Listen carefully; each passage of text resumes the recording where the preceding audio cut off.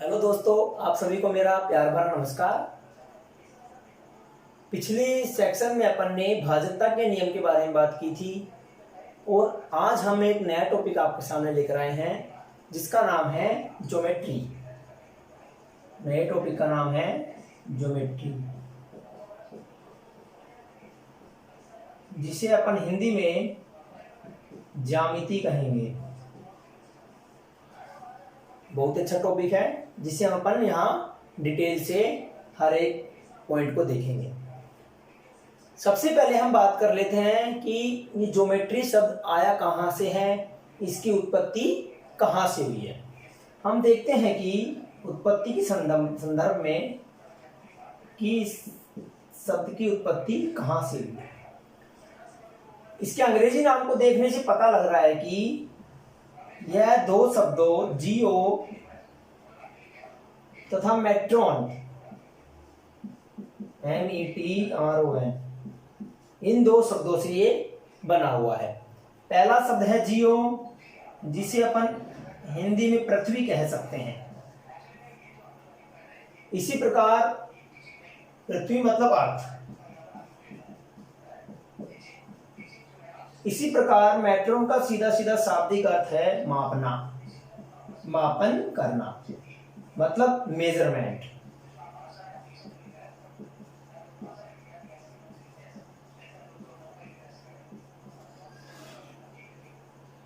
Geometry दो शब्दों से मिलकर बना है। पहला है जियो, जिसका शाब्दिक अर्थ है पृथ्वी।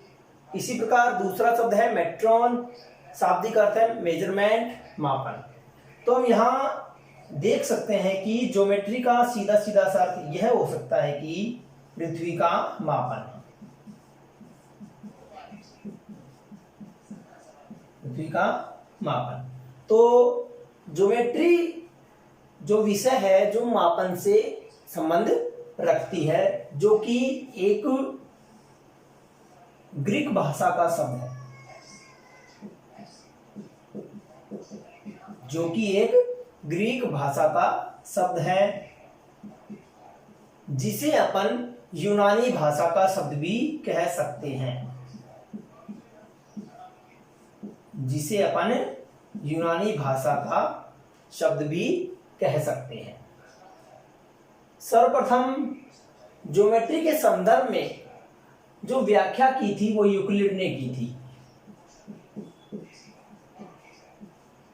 सबसे पहले ज्योमेट्री के बारे में जो भी बातें बताई गई थी वो ग्रीक मैथमेटिशियन यूक्लिड के द्वारा बताई गई थी।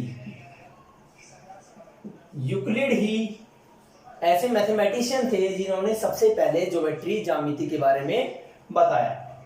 इसी कारण यूक्लिड को ज्यामिति का पिता भी कहा जाता है। इसी कारण यूक्लिड को ज्यामिति का पिता या जनक कहा जाता है।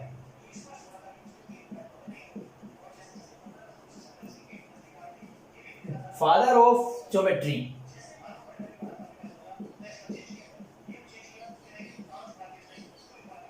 Father of geometry.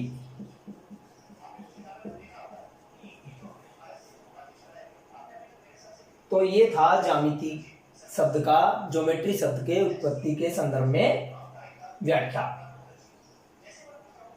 तो अब हम बात करेंगे कि ज्यामिति में अपन किस किस चीज का अध्ययन करते हैं। हम देखते हैं कि अपने चारों तरफ हम अनेक आकृतियां, अनेक शेप्स देखते हैं, बॉल देखते हैं, अपना कमरा ले लेते हैं, अपनी बुक्स ले लेते हैं, ये बोर्ड ले लेते हैं, आइसक्रीम कोन ले लेते हैं। इन सभी आकृतियों के बारे में हम ज्यामिति में चर्चा करेंगे। तो सबसे पहले हम बात करेंगे कि ज्यामिति की परिभाषा क्या है। तो बात करते हैं ज्यामिति की परिभाषा के बारे में। तो बात कर लेते हैं ज्यामिति की परिभाषा के बारे में। गणित की वह शाखा जिसके अंतर्गत हम किसी वस्तु की आकृति, आकार व क्षेत्र आदि का अध्ययन करते हैं, ज्यामिति कहलाती है। ज्यामिति में हम क्या देखेंगे? कोई भी वस्तु होगी उसकी आकृति देखेंगे, उसके आकार के बारे में चर्चा करेंगे और उसके क्षेत्र या फिर आयतन आदि इनके बारे में अध्ययन करेंगे। वही शाखा क्या है? ज्यामिति कहलाती है। इससे पहले एक पॉइंट और देख लेते हैं कि यूक्लिड को ज्यामिति का पिता कहा जाता है। कई बार ऐसी कमी आता है, क्वेश्चन आ जाता है कई बार कि यूक्लिड ज्यामिति का पिता किसे कहा जाता है, तो इसका सीधा सीधा से उत्तर आएगा यूक्लिड।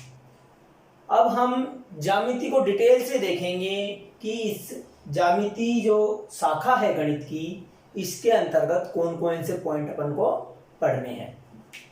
शुरू से बात करते हैं अपन। ज्यामिति का सबसे पहला ही पॉइंट क्या आएगा? बिंदु आएगा। जैसे ही हम ज्यामिति के अंदर एंटर करेंगे तो सबसे पहला ही पॉइंट क्या आएगा? पॉइंट बिंदु आएगा। तो इसके बारे में हम चर्चा करेंगे कि पॉइंट क्या है, बिंदु क्या है। तो बात कर लेते हैं ज्यामिति के पॉइंट बिंदु के बारे में। सबसे पहले इसकी परिभाषा या इसकी विशेषताओं के बारे में देखेंगे। इसका पहला पॉइंट है बिंदु का, यह एक डॉट मार्क है। अगर हम पेंसिल या अपना मार्कर लें और इससे आसानी से ऐसे टिक कर दें तो यही क्या कहलाता है? बिंदु पॉइंट कहलाता है। अतः कह सकते हैं कि बिंदु एक डॉट मार्क है। इसकी आकृति देखने से पता लगता है कि ना तो इसकी कोई लंबाई है, ना इसकी कोई चौड़ाई है और ना ही इसकी कोई ऊंचाई है। यह इसकी दूसरी विशेषता है। ना ही इसकी कोई निश्चित आकृति व आकार होता है और ना ही हम इसको नाप सकते हैं कि इसकी लंबाई कितनी है, चौड़ाई कितनी है। तो ये सभी 4 पॉइंट इसकी विशेषताओं के हैं। अब बात करते हैं इसकी ज्यामितीय संरचना के बारे में। अब बात करेंगे इसकी ज्यामितीय संरचना, मतलब फिगर, इसकी आकृति कैसी है। ज्यामिति संरचना।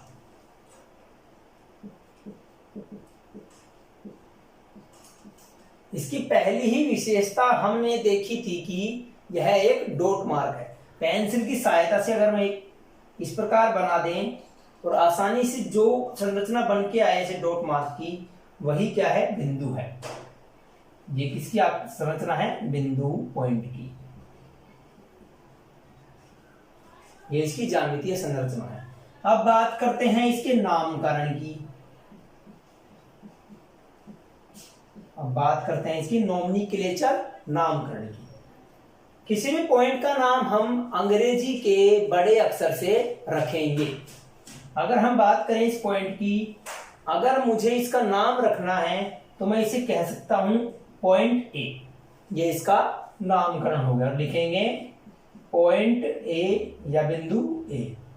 इसी प्रकार एक और अन्य उदाहरण अपन ने ले लिया। ये उदाहरण है पॉइंट पी, बिंदु पी। नामकरण कैसे करेंगे? अंग्रेजी के वर्णमाला का कोई भी एक बड़ा अक्षर लिख देंगे। इसी प्रकार पॉइंट ओ, पॉइंट ओ। तो ये सभी विशेषताएं पॉइंट की थी। ये इसका ज्यामितीय संरचना हो गई, ये इसका नामकरण हो गया।